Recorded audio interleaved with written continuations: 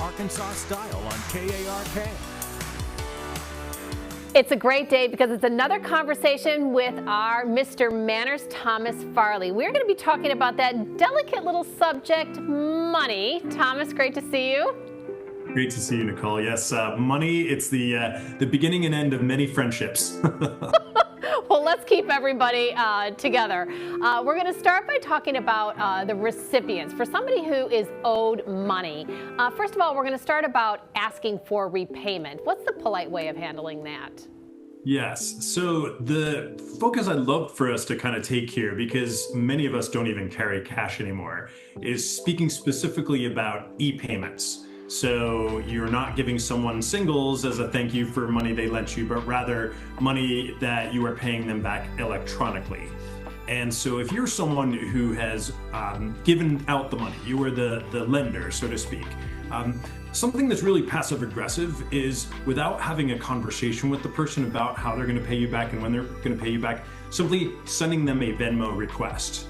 So, Nicole, you just receive a $50 request for money as payment for something that somebody lent you. This would be rude for the recipient of the money to do without discussing it with the person they lent the money to first. Okay, so I want to let you know, a heads up, that I will be asking you for my repayment is what you're saying when we're doing these e-payments. Very good advice. Another one, and I think this is a gentle reminder for folks at home, if it's a small amount of money, what's your advice? Yes. So, and of course, what constitutes small is going to be different for everyone. I don't mean to indicate that, for some, $5 or $10 may be nothing. For others, it may mean a lot. But if you are both people of relative means, if you are constantly asking people to pay you back for very small amounts, $2, $3, $4, $5, you're going to come across as petty. On the other hand, if you bought a concert ticket for someone because you were the one arranging for the tickets and they owe you $150 for the ticket, this is definitely a time to be discussing repayment. And of course, that repayment hopefully is going to be made quickly. So tiny amounts, you're not even going to bother with them amongst friends. Okay, great piece of advice, and we're going to get to that subject a little later when we're doing the flip side of the conversation too, which I really appreciate. But continuing on with the e-payments, when we're talking about Venmo in particular, there are what we call the logs, and you have the ability to have that public or private. What's your advice on that? Yes, lock that up. So the people who are paying you, the people that you are paying, should not be visible on your account to anyone but you. And we've heard just horrible stories about people learning about affairs or seeing things being paid for that they weren't aware their friends were buying or paying for. This should be exclusively private. It's amongst you and the individual who is paying or you're paying. So lock those down, private settings for no one to see but yourself. Yeah, and again, if you're new to using e-payments or Venmo in particular, my kids were the ones who tipped me off to this. You have to really go in and manually adjust those settings so that they are private between, the parties. That's right. They're very often opt out, which I think is a very unscrupulous way for these apps of doing business. But what they're effectively trying to do is create a social environment where you are all kind of friends with one another as you're all exchanging monies. Again, I think you are just inviting problems. Lock it down, keep it private. Even it takes a little bit of effort, but it's worth doing. Yeah, I totally agree with that piece of advice. Very smart.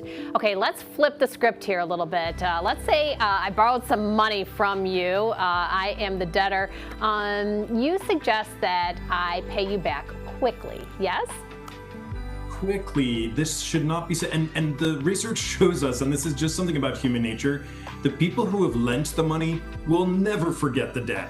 The people who have received the money, very often they forget it the next day and they forget all about it until years later somebody says, you never paid me. Oh, why didn't you tell me? So because we tend to have short memories as borrowers, pay the money back as quickly as you can. Don't wait. There's no reason to wait. You can't say, oh, I forgot my wallet.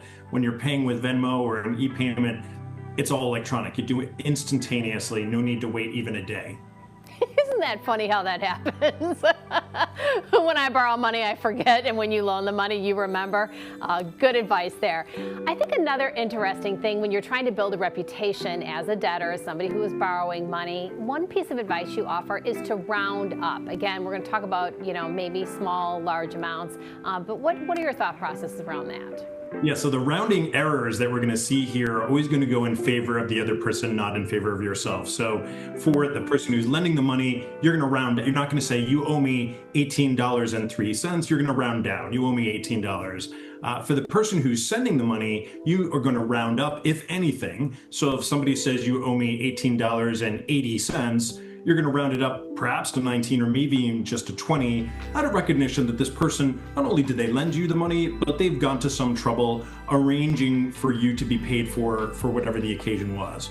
So as the recipient of the money, round up, never round down.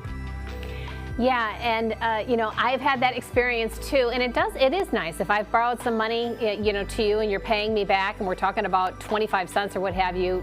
You rounding up, it's a reflection of your character, in my opinion. So if you can, do round up.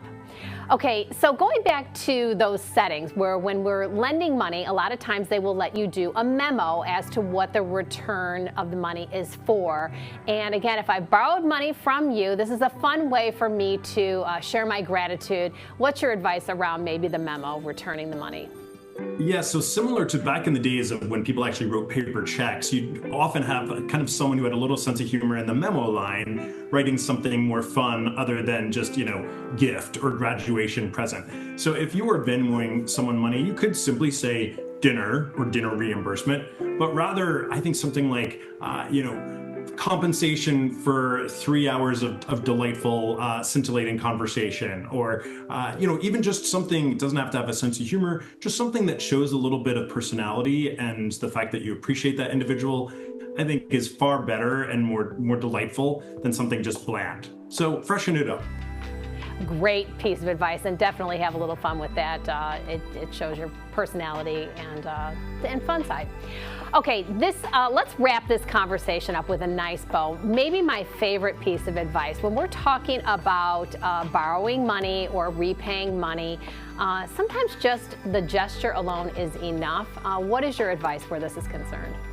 Yes, I think for all of us, yes, it has never been easier to basically be, banks transferring money back and forth to one another for every little monetary transaction that might happen amongst friends or family. But gosh, let's not lose the fun and the generous spirit of at least occasionally being that person who says, this one's on me. And if you're the treated one, saying, I'll get next time.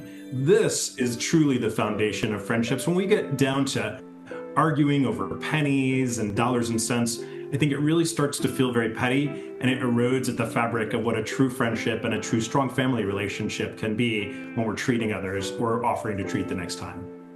Thomas, I absolutely love this conversation because it can get very sticky. Well, thank you for your great advice. As always, I will look forward to our next conversation. Same here, Nicole. Thank you. All right, well, money can be a very sticky situation, but let's leave you with this great piece of advice. Sometimes just this one's on me is enough.